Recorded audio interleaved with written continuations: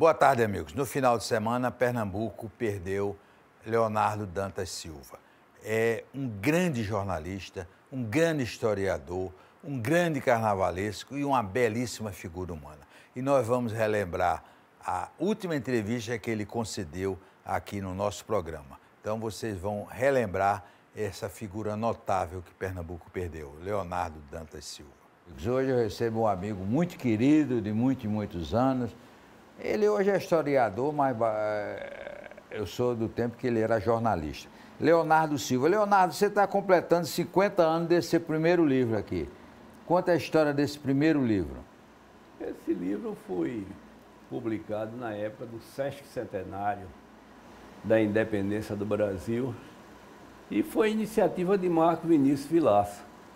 Ele me pediu um livrinho que contasse a história da bandeira de Pernambuco. E eu escrevi isso para Marco Vinícius Vilaça e foi lançado no dia 6 de março de 1972. Então, este livrinho está completando 50 anos. E é a Bíblia da Bandeira. E é o meu primeiro livro. O primeiro livro. Atualmente eu tenho, como autor independente, 59 livros. Só? Só. Novos livros aí? Novos livros e estão nas livrarias. Esse Arruando pelo Recife, é sobre quê? Esse Arruando pelo Recife é um guia da cidade do Recife. Não tinha, né? Não tinha. Não tinha porque isso aí é um guia que o narrador vai narrando um passeio pelo Recife. São 4 roteiros do Recife, que sai do Marco Zero e circula pelo centro do Recife, pelas pontes, e depois vai até Boa Viagem. De Boa Viagem ele se estende até o Montes Guararapes. Outro roteiro faz o Derby, faz os primitivos engenhos, Torre, Madalena, chegando até a Várzea, com o Instituto Ricardo Brenan e a oficina de Francisco Brenan.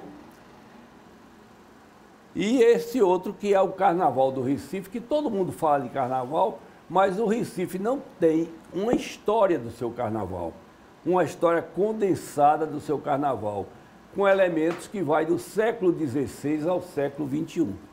E eu me recordo de que você fez uma das melhores festas de carnaval. Em carnaval eu tenho minhas contribuições. Eu contribuí com a criação do Baile da Saudade, que aconteceu durante 18 anos consecutivos. A Frevança, que era um festival de frevo, que eu fazia quando criei a Fundação de Cultura Cidade do Recife. Aí criei o Frevança e criei também a Frevioca, que era uma orquestra volante de frevos com a presença de Claudionor Germano e outros cantores. E o Baile da Saudade? O Baile da Saudade foram 18 anos. 18 anos e, inclusive, com edições de LPs. Cheguei a fazer 5 LPs pela gravadora Rosenblit. E você tinha um cuidado muito grande com as músicas que eram tocadas, né? As músicas só iam de 1870, quando surgiu Zé Pereira, e até 1970, quando Capiba fez Ó Bela. Leonardo, você ainda é folião? Carnaval hoje? Eu continuo sendo mais carnavalesco. Isso é aquele que escreve, mas eu compareço a tudo, fotografo tudo, eu continuo com a minha mania de fotografar, aquela mania que eu aprendi na redação. Você se lembra que a gente fazia uma matéria, depois tinha que chaleirar um fotógrafo para ele na boa vontade dele, boa vontade entre aspas, e fazer as fotos. Eu resolvi aprender. Porque na coisa tinha que copiar no laboratório. Sim, aí eu resolvi fazia a minha matéria, fotografava e depois eu ia para o laboratório de Alci Lacerda, na AC Filmes, e já entregava a minha matéria do texto com as fotografias. E você hoje é uma pessoa muito importante na estrutura do Instituto Ricardo Brenan. Como é que começou a sua relação com o Dr. Ricardo Brenan? Começou com livros. Ele chegou numa livraria de Pietro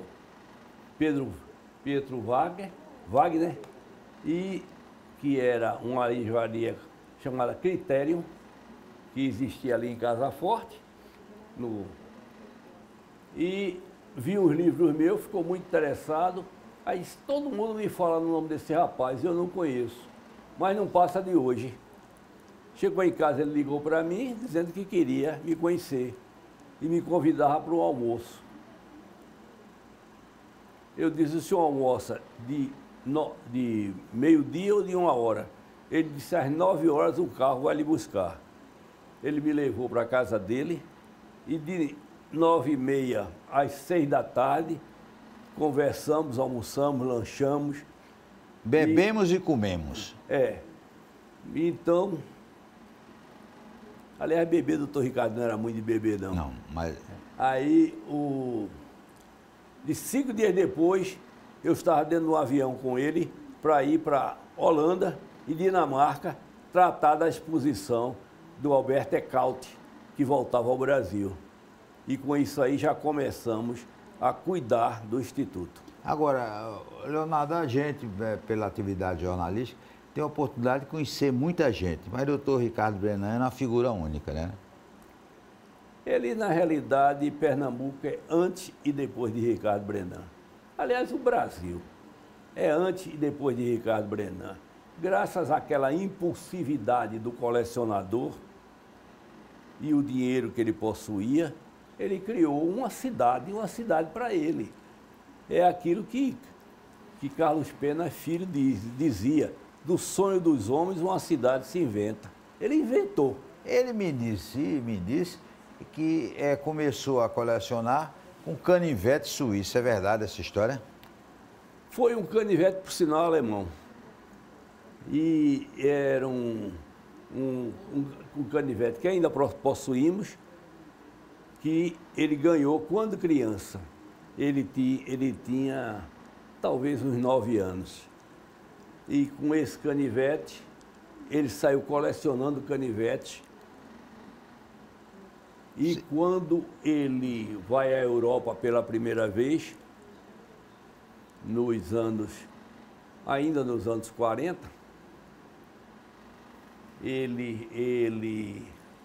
aliás, nos anos 50, ele vai à Europa comprar a maquinaria para a primeira fábrica de azulejos.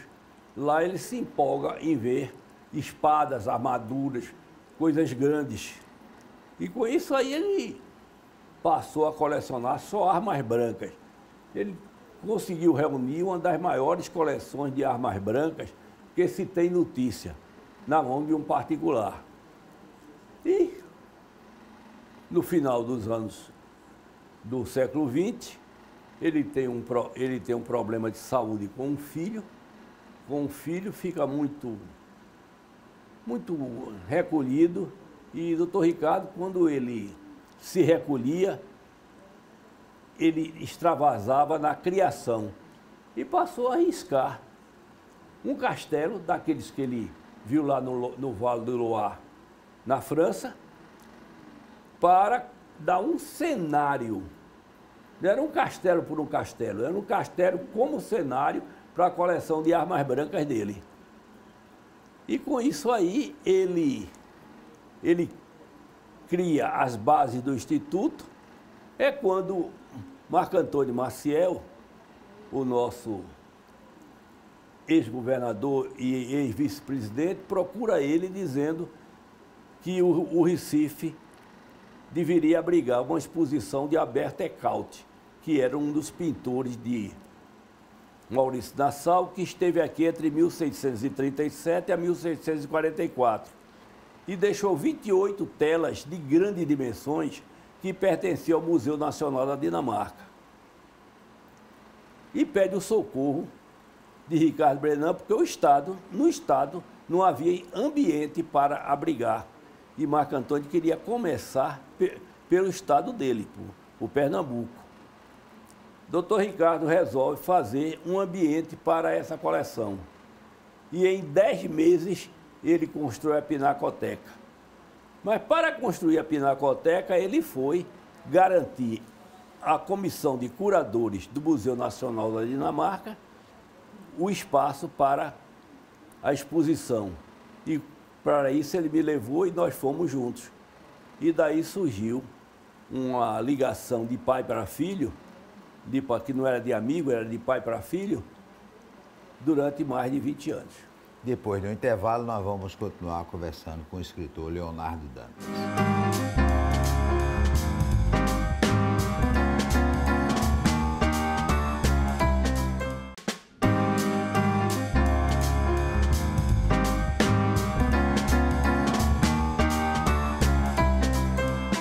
Leonardo, você escreveu um livro sobre a presença dos holandeses em Pernambuco a pedido do Dr. Ricardo Brennand. Foi, a pedido dele, que ele queria um suporte histórico para a coleção dele, para a coleção de holandeses.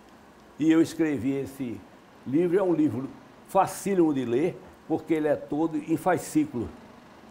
E foi o Instituto Ricardo Brennand que patrocinou esse livro. E foi importante a presença holandesa em Pernambuco? Esse Maurício Nassau foi realmente aquilo que se diz? Foi importante por vários motivos. Importante porque trouxe para o Novo Mundo. O Novo Mundo não se chamava América ainda, se chamava o Novo Mundo.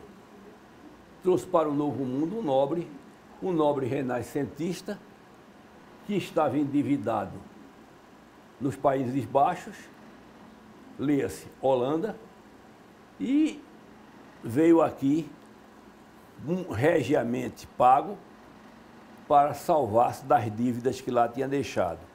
E ele resolveu, como era dado a ligações com artistas e com cientistas, ele trouxe uma missão de artistas e cientistas, a primeira a cruzar o Equador. E aqui, durante 7 anos, ele construiu a capital da Nova Holanda. Foi importante porque levantou o irredentismo do pernambucano.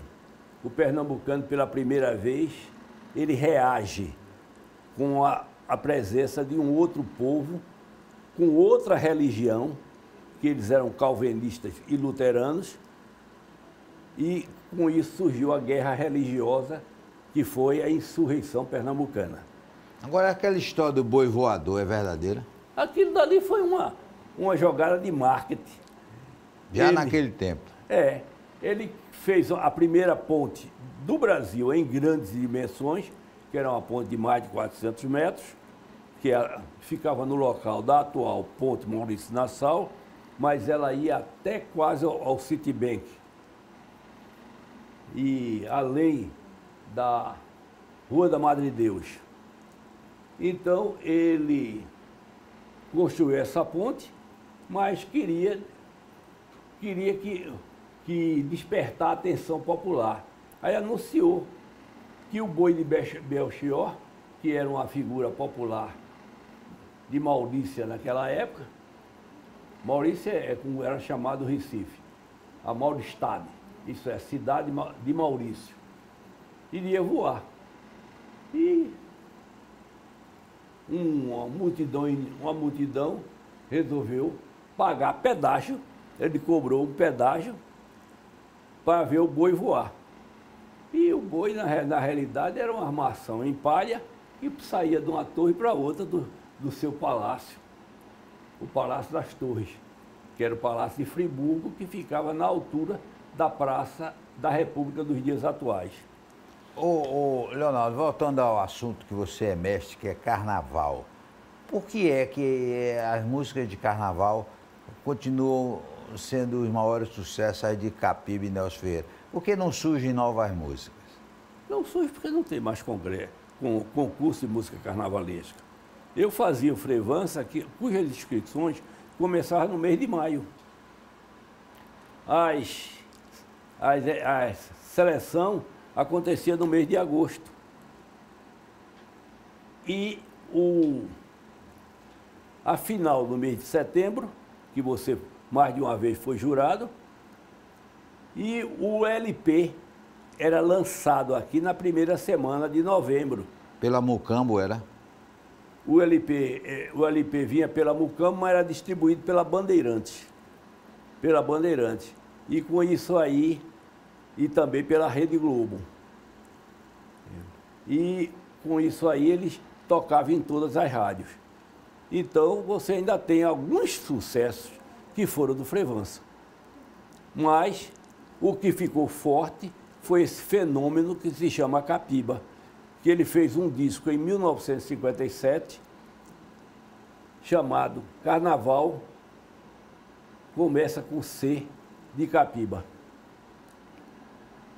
E com isso aí, esse LP, gravado por Claudio Ono Germano com orquestra e arranjos de Nelson Ferreira, é o disco que mais tempo durou na prateleira, que até hoje ainda se encontra nas casas de disco. É verdade. Então, quando se vai comprar um disco para animar a sua casa, o seu apartamento, a sua festa, então vai encontrar o disco de Capiba. E também foi outra pessoa que você foi muito ligado, foi Capiba. 48 anos, nós convivemos almoçando 2 vezes por semana. Ele fazendo questão que meus filhos chamassem ele de vovô Capiba. Para cada um ele dedicou uma música.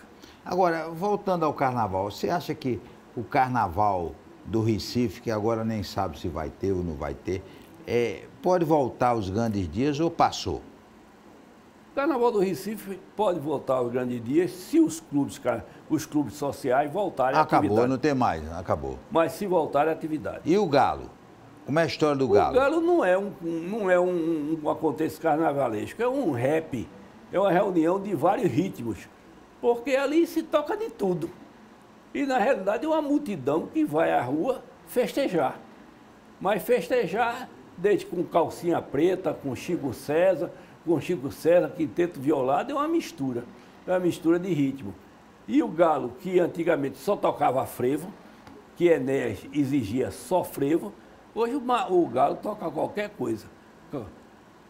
Saia rodada e outros tantos. Ô Leonardo, por exemplo, você fazer esses livros do Carnaval, esses livros do Recife, como é a pesquisa? É trabalhosa, né? Olha, quem me ajudou muito nesse livro do Carnaval foi o nosso amigo saudoso Joézio Barros. Joézio me encomendou uma história do Carnaval que era publicado toda segunda-feira no jornal. Eu me lembro. E foi mais de um ano. Cada dia eu tinha que escrever um capítulo. E depois eu reuni esses capítulos e dei esse livro. Então, foi como se chama. Eu escrevi esse livro inicialmente nas páginas do Diário de Pernambuco. Agora, teve gente fora de Pernambuco que foi importante para o frevo, Leonardo? Nós tivemos Zacarias, nós tivemos Jonas Cordeiro, nós tivemos Severino Araújo, que foram as 3 grandes orquestras a gravar música carnavalesca pernambucana.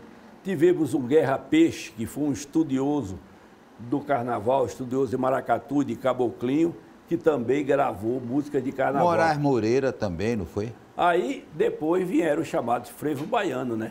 Então, o frevo de Caetano, atrás do trio elétrico, os Moraes Moreira, como se chama o frevo elétrico de Moraes Moreira. Então, por conta de uma passagem do Clube Vassourinhas por Salvador, que... De navio ia por Rio? De navio ele se apresentava no Rio de Janeiro, mas desceu, fez uma apresentação em Salvador e levou o frevo para Salvador. E a partir daí a Bahia não foi mais a mesma coisa. E essa história de que o trio elétrico nasceu no Recife é verdade? Não, o trio elétrico surgiu em Salvador. E surgiu patrocinado por um grupo de pernambucanos. Pernambucanos, isso é, pernambucanizados, que eram os irmãos Vita, que foi a Fratelli Vita, da Bahia que patrocinou o trio de Dodô e Osmar. Não tinha Armandinho. Dodô e Osmar, que era chamada, que era uma manola elétrica e que saía pelo carnaval, num carro alegórico, inicialmente numa Fubica, dos anos, um Ford 29, e nos anos de 1920, ele animava as aglomerações carnavalescas com o repertório levado para Salvador pelo Clube Vassourinhas. Olha, dia 9 é o dia do frevo. Por que o dia 9 de fevereiro é o dia do frevo? Isso aí é hoje uma data que como se chama, que foi da publicação da primeira vez a palavra frevo. Embora que já um ano anterior, o Diário de Pernambuco já trazia a palavra frevo, que era o nome de uma das marchas carnavalescas apresentada pelo bloco, pela troça Tome Farofa. Então, no ano seguinte, aí surge a outra troça, do hipódromo, e então com a palavra frevo. E Evandro Rabelo divulgou isso pela primeira vez. E com isso aí, a Câmara Municipal resolveu denominar essa data como a data do Dia do Frevo. Nós queremos agradecer lá. Embora que o frevo tenha duas datas. Sabe? É. Tem a do dia 9, agora de fevereiro, e tinha outra data de outubro, que é o nascimento de Paula Judeu, que era um cronista carnavalesco. Nós queremos agradecer a Leonardo, foi realmente uma conversa maravilhosa, abordando vários assuntos, e dar os parabéns pelo seu trabalho como escritor e também lá na Fundação Ricardo Brenan. Forte abraço, até o próximo programa, se Deus quiser.